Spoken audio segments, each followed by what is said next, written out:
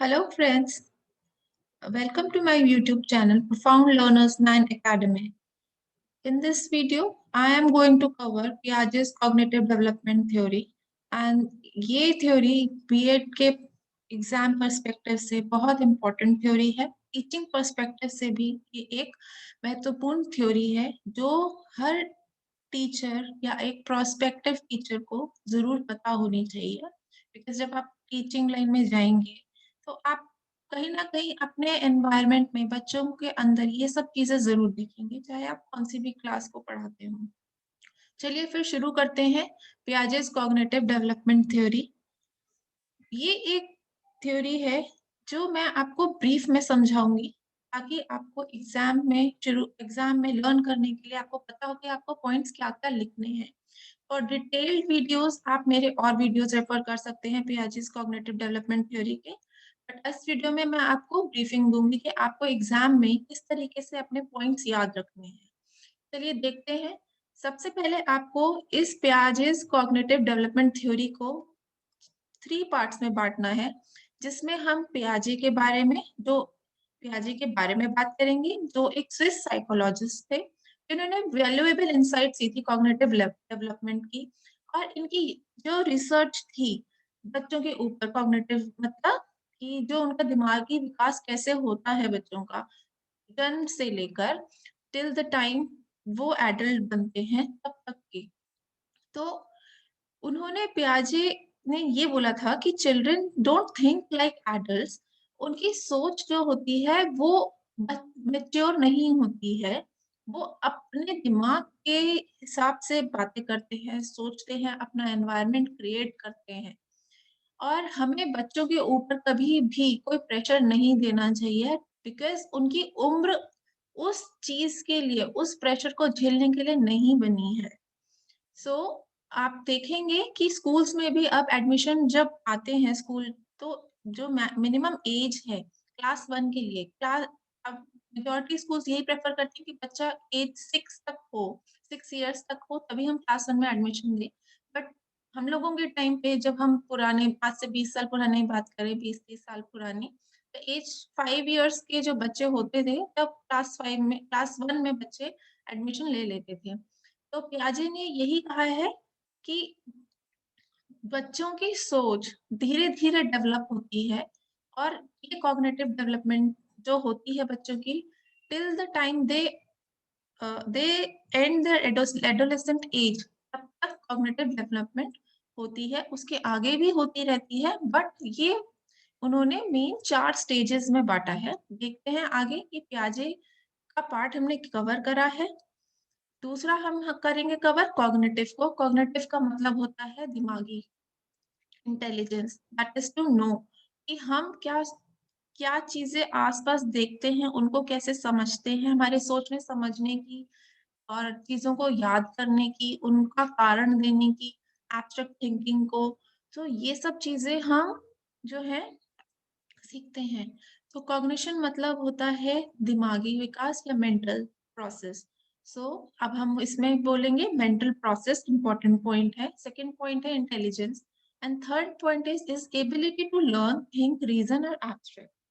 सो third जो चीज है हम इसके अंदर जो आप लिख सकते हैं एग्जाम में, वो है डेवलपमेंट, कॉग्निटिव डेवलपमेंट थ्योरी। सो हम देखेंगे, याद करने के लिए मैं आपको एक ट्रिक बताऊंगी कि डेवलपमेंट थ्योरी यानी कि हम, आप देखेंगे कि हम स्कूल्स में एग्जाम मैथ्स में थियोरम्स वगैरह होती थी तो उसमें अजम्पशंस होती थी। सो इसी तरीके से इस थ्योरी में भी कुछ अजम्पशंस हैं, और इस थ्योरी को स्टेज वर्क थ्योरी कहा गया है। ये स्टेजेस में होती है। तो इसमें हम कुछ अजम्पशंस हैं, दो तीन अजम्पशंस हैं। एक है ऑर्डर की, that order of the progress is unchanging. So the progress जो होती है बच्चों की दिमागी विकास की, तो उसका जो ऑर्डर है वो अनचेंजेबल है। जो फर्स्ट ऑर्डर है वो फर्स्ट ही रहेगा, सेकंड ऑर्डर, थर्ड ऑर्डर, सब ऑर्डर्स जो हैं अपने ही अपनी ही जगह पर रहते हैं, वो आगे पीछे नहीं होते हैं। सेकंड है कि there is a set series. Set series का मतलब है कि आप इसको कनेक्ट कर सकते हैं ऑर्डर से ही, कि सीरीज होती है। जैसे आप जैसे आप कोई आजकल ओटीटी पे आप बहुत सारी सीरीज देखते हैं। So these are all connected, series 1, series 2।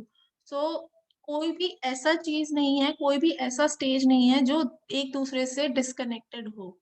तो जो स्टेज 1 में बच्चे ने किया वो स्टेज 2 में हेल्प करेगा, स्टेज 2 का जो डेवलपमेंट हुआ वो स्टेज 3 में हेल्प करेगा, स्टेज 3 में बच्चे ने थोड़ा सा सीखा बट वो स्टेज 4 में वो पूरा सीख जाएगा, अब उसका पूरा डेवलपमेंट हो चुका है किसी एक पर्सपेक्टिव को लेकर। तो दीज आर द 3 assumptions जो हम कॉग्निटिव डेवलपमेंट थ्योरी में बता सकते हैं, लिख सकते हैं। I will move to the another point now कि आप इस थ्योरी में 2 पार्ट्स में बांटेंगे इसको, अगर आप याद करने के पर्सपेक्टिव से बोलते हैं तो पियाजेस कॉग्निटिव डेवलपमेंट थ्योरी के 4 स्टेजेस होते हैं एंड दूसरा जो पार्ट है वो है कॉग्निटिव प्रोसेस। सो हम पहले स्टेजेस को ब्रीफिंग देते हैं। There are 4 stages, one is the sensorimotor stage और इसको इन्फेंसी पीरियड भी बोलते हैं, जो इन्फेंट्स का होता है। इन्फेंट्स का जो ईयर होते हैं वो 0 to 2 ईयर्स तक होते हैं इन्फेंट स्टेज।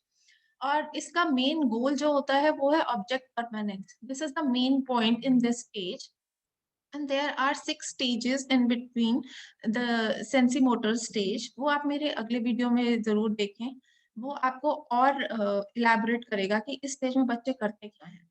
सो बेसिक इस स्टेज का ये है कि बच्चे जो है सेंसेस हमारे 5 होते हैं, human senses are 5। This is touch, eyes, hear, nose and mouth.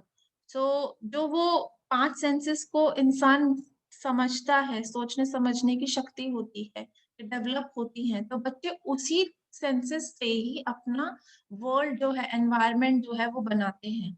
अभी वो अपने इंटरनल वर्ल्ड में रह रहे होते हैं जब वो जन्म लेते हैं, बट जब वो बाहर आते हैं तो वो देखते हैं कि ये तो कुछ अलग ही दुनिया है। सो उन दुनिया को पहचानने के लिए, समझने के लिए वो सबसे पहले अपने 5 सेंसेस का प्रयोग करते हैं, वो दिमाग से ज्यादा नहीं करते। आप देखेंगे कि छोटे से बच्चा जो होता है उसको टच बहुत अच्छा लगता है, अगर वो माँ की गोद में बैठे तो वो बहुत सिक्योर फील करता है। So this is the sensi motor, उसमें इमोशंस, बिहेवियर चेंजेस जो भी आते हैं वो टच से सबसे पहले बच्चा जानता है। Second is the pre operational stage, that is for 2 to 7 years and that this is like symbolic growth. इसमें जो है बच्चे की लैंग्वेज डेवलप होती है, उनकी मेंटल इमेजेस जो है वो बनती हैं। मैं आपको फर्स्ट पॉइंट भी ये बताना चाहूंगी कि ऑब्जेक्ट परमानेंस जो है वो है, जो बच्चे को 4 मंथ्स तक नहीं समझ में आता कि कोई ऑब्जेक्ट है मेरे अराउंड, और अगर वो उसकी नजरों से हट जाते तो वो देखने की कोशिश नहीं करता है। तो ऑब्जेक्ट परमानेंस जो है, अगर 8 महीने के बाद अगर आप किसी बच्चे को बोलते हैं कि baby where is the ball, so वो इधर उधर एटलीस्ट 1-2 बार आंखें घुमाएगा जरूर कि बॉल कहाँ है, he will try to find the ball. So ये है ऑब्जेक्ट परमानेंस, जहां उसने अपने दिमाग में मेंटल इमेज बना ली है कि बॉल कहाँ है। Ball is a round thing, मैं आपको बता रही हूँ कि ये राउंड थिंग है, बट उसने मेंटल फ्रेमवर्क कुछ और है, उसने एक पिक्चर सेट कर ली है उस बॉल की, चाहे वो छू के बताए, चाहे वो देख के बताए, चाहे वो फील करके बताए। तो ये है एक ऑब्जेक्ट परमानेंस, जहां बच्चे ने अपने सेंसेस को यूज करके एक ऑब्जेक्ट की इमेज बनाई है। Second is the pre operational stage, जहाँ पे वो सिंबॉलिक ग्रोथ करता है। सिंबॉलिक ग्रोथ का मतलब है कि वो उसने कुछ कॉन्सेप्ट्स को लेके अपने दिमाग में सिंबल्स बना लिए हैं एंड वो लैंग्वेज उसका जो है वो डेवलप कर गया है। उस लैंग्वेज का वो यूज करके वो एक्सटर्नल एनवायरनमेंट से कनेक्ट हो रहा है और वो उसे लगता है कि हाँ, he is now ready to connect with the growth, to connect with the world. Third हमारा होता है कि concrete operational stage. Operational stage का मतलब ये है कि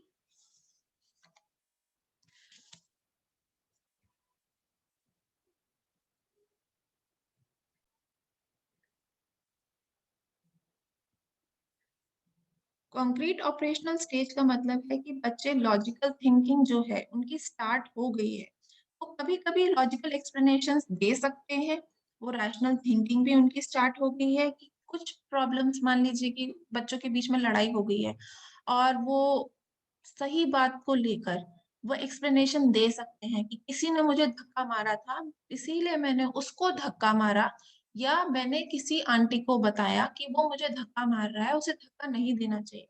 So they are ready to give the rational explanations also about the problems that they face. So ये होता है 7 to 12 years के बीच में, और वो अपनी अपनी अपनी लाइफ की छोटी छोटी सिंपल प्रॉब्लम्स को सॉल्व कर सकते हैं, और by the end of the 11 years skill emerge कर जाते हैं, कुछ कुछ उनके जो बेसिक स्किल्स हैं वो इमर्ज करते हैं। और एक रिवर्सिबिलिटी का कॉन्सेप्ट है कॉन्क्रीट ऑपरेशनल स्टेज में, जो है जल्द ही समझने लग जाते हैं। रिवर्सिबिलिटी स्टेज को समझने के लिए please refer to my another video that explains the Piaget's cognitive development theory stages in explanation. हम चलते हैं अब लास्ट स्टेज के ऊपर, जो कहता है फॉर्मल ऑपरेशनल स्टेज। ये है 12 years to the end of the adolescence stage. And पर इसके अंदर मेन गोल क्या होता है कि यहाँ पर गोल है कि बच्चे को एब्स्ट्रैक्ट कॉन्सेप्ट्स की जानकारी या फिर उनके कॉन्सेप्ट्स डेवलप हो जाते हैं। एब्स्ट्रैक्ट मतलब होता है जो हम नहीं देख सकते या किसी जिसका कोई आकार नहीं है। सो एब्स्ट्रैक्ट का मतलब है जैसे कि आप किसी के बारे में बात करें, पॉलिटिक्स के बारे में, लव के बारे में, फीलिंग्स के बारे में, खुशी के बारे में, जो चीजें हमें दिखती नहीं है लेकिन बच्चा उस चीज को अब समझने लगता है। और जस्टिस के बारे में बच्चे रिलीजन के बारे में अपने अपने व्यूज दे सकते हैं। उनकी एक डिडक्टिव थिंकिंग होती है, और इस स्टेज में बच्चे लॉजिकल थिंकिंग जो है, जो वो प्रीवियस स्टेज से लेकर आए हैं, तब वो पूरे एक्सप्लेनेशन नहीं दे सकते थे, लॉजिकल थिंकिंग का सोच नहीं सकते थे, लेकिन इस स्टेज में आते आते वो जो है लॉजिकल थिंकिंग जो है उनकी पूरी तरीके से डेवलप हो जाती है। तो ये था हमारा स्टेजेस के बारे में ब्रीफिंग। सेकंड हम चलते हैं कॉग्निटिव प्रोसेस। कॉग्निटिव प्रोसेस जो है, इसके अंदर मेन आपको जो चीजें कवर करनी है वो है schemas, assimilation, third is accommodation, the fourth is equilibration. Schemas जो है, देखिए अगर आप एग्जाम में थोड़ा सा टाइम बचा है, मैं आपको एक छोटा सा एग्जाम्पल भी दे सकती हूँ। हम चलते हैं स्कीमास के ऊपर, जो हम कहते हैं mental framework. Schemas are the mental frameworks, जो कहते हैं स्कीमास जो है हमारे मेंटल फ्रेमवर्क्स हैं, जो हम बच्चे अपने दिमाग में मेंटल पिक्चर्स बना के रखते हैं कि देखिए हमारे पास एक मम्मी गई बच्चे को लेकर और उसने आसमान दिखाया, बच्चे ने देखा, 2 साल के बच्चे को दिखाया और उसने बोला कि मम्मा बर्ड, एरोप्लेन को देख के मम्मा ने बोला baby it's not a bird, ये एरोप्लेन है। लेकिन बच्चे के स्कीमा क्या था? बच्चे का स्कीमा था कि कोई भी आसमान में जो चीज उड़ती है वो बर्ड होती है। मम्मा का स्कीमा क्या था? मम्मा का स्कीमा था कि हर चीज जो उड़ती है वो बर्ड नहीं होती है, वो एरोप्लेन है जो आप देख रहे हैं। मम्मी ने उसको एक्सप्लेनेशन दी बच्चे को कि एरोप्लेन जो है एक मशीन है, दैट इज वेरी ह्यूज, ये बहुत बड़ा होता है, इसमें लोग बैठे जाते हैं, और हम भी गए थे कभी एरोप्लेन में, आपको याद है? तो बच्चे ने बोला हाँ, रिसेंटली, क्योंकि वो अभी 1 महीना पहले गया था, उसको थोड़ा थोड़ा याद है। तो बच्चे ने अब क्या किया कि उसके मन में जो स्कीमा था वो था वो था बर्ड। मम्मा के स्कीमास जो थे उसमें एरोप्लेन और बर्ड डिफरेंट थे। तो बच्चे ने क्या किया, एसिमिलेट करा, अपनी एग्जिस्टिंग नॉलेज में फिट करा न्यू नॉलेज को। उसने बोल दिया कि ये तो बर्ड ही है, तो वो जो था उसने फिट कर लिया उस चीज को, हाँ हाँ ये तो बर्ड है। मम्मा ने जब उसको इम्प्रूव करा तो उसने अपने एग्जिस्टिंग स्कीमा को मॉडिफाई कर लिया। मॉडिफाई जब कर लिया न्यू एक्सपीरियंस को, न्यू स्कीमा को, तो वो हो गया अकोमोडेशन। और जब बच्चे ने इन चीजों को डिफरेंशिएट करना सीख लिया तो हम उसको कहेंगे इक्विलिब्रेशन। अब आप देखते हैं एक पिक्चर के सहारे, जो मैंने आपको कहा that a boy saw an aeroplane and from the existing schema he called it a bird. This is called an assimilation.